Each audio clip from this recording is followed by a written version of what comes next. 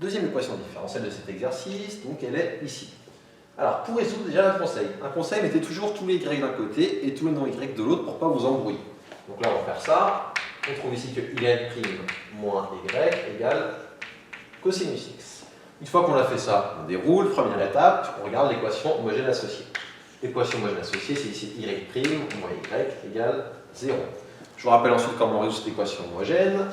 La méthode étant la même, on trouve que les solutions de l'équation homogène, que j'écris sous la forme y0x, ça va être une constante fois exponentielle de moins ce qu'il y a devant y. Ici, devant y, j'ai moins 1, donc ça va être moins, enfin pardon, j'avais oublié un mot dans la phrase avant, primitive de ce qu'il y a devant y, donc primitive de moins 1 ici.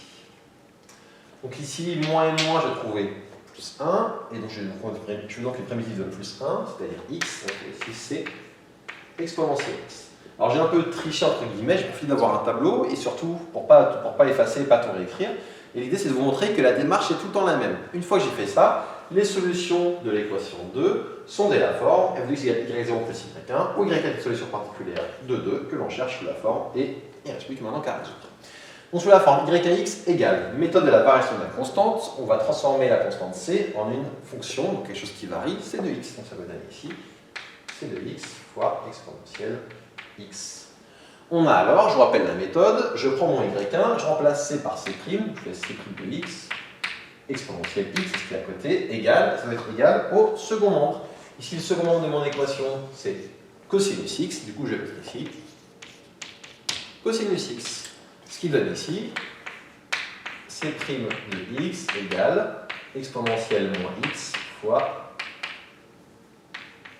cosinus x. Quand j'envoie l'exponentielle de l'autre côté, ça devient l'exponentielle moins x.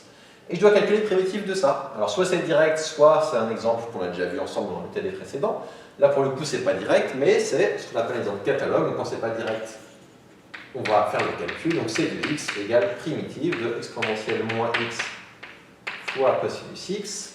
Primitive de l'exponentielle simple fois cosinus simple. Je vous rappelle la méthode. On fait une double intégration par partie. La première, on fait comme on veut. Donc là par exemple ça je vais l'appeler u, ça je vais l'appeler v'. Ça va me donner du, dans le crochet, uv.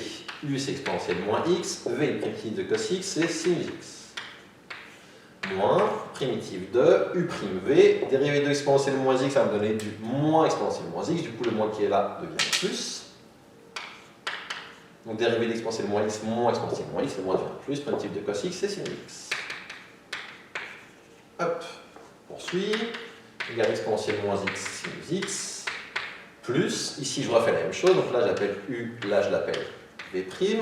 On va avoir dans le crochet du, je laisse le U ainsi, exponentielle moins x.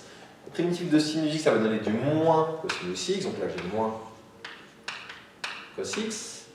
Moins primitive de, quand je vais dériver ça, je vais avoir un moins exponentielle moins x. Quand je vais intégrer ça, je vais avoir un moins cosinus x. Du coup, les deux moins qui sont là vont se compenser.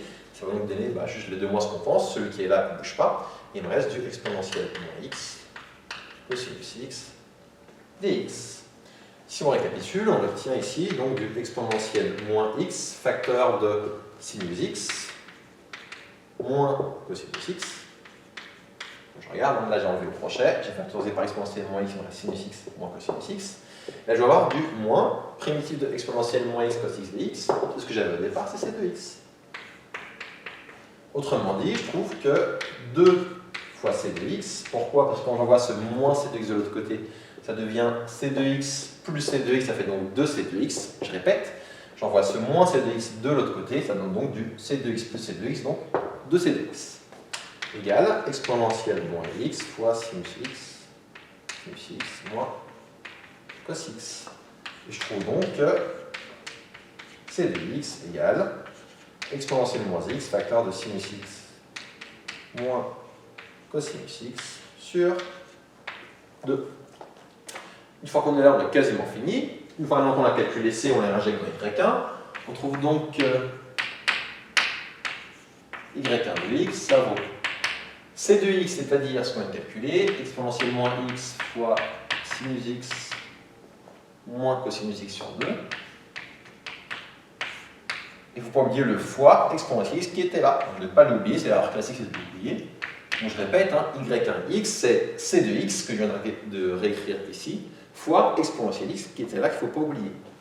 Quand j'ai ça, je vois que les exponentielles hop, se simplifient et qu'au final, y1 c'est sinus x moins cos x, le tout divisé par 2. Donc y1 est égal à ça, et il n'y a plus qu'à conclure. f de x c'était y0 plus y1.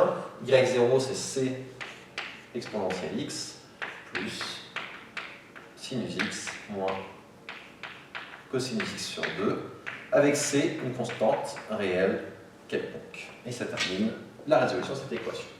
Petite remarque, j'ai oublié de faire l'exemple précédent. Ici, du coup, comme je n'ai pas de données initiales, je n'ai pas de valeur y0, j'ai une infinité de solutions. J'ai autant de solutions que j'ai de valeurs de c possibles. Du coup, là, j'ai une infinité de solutions parce que je n'ai pas de données initiales, je n'ai pas un truc de la forme y0 égale un truc ou y1 égale un truc. Donc voilà qui termine ici la résolution de cette équation différentielle.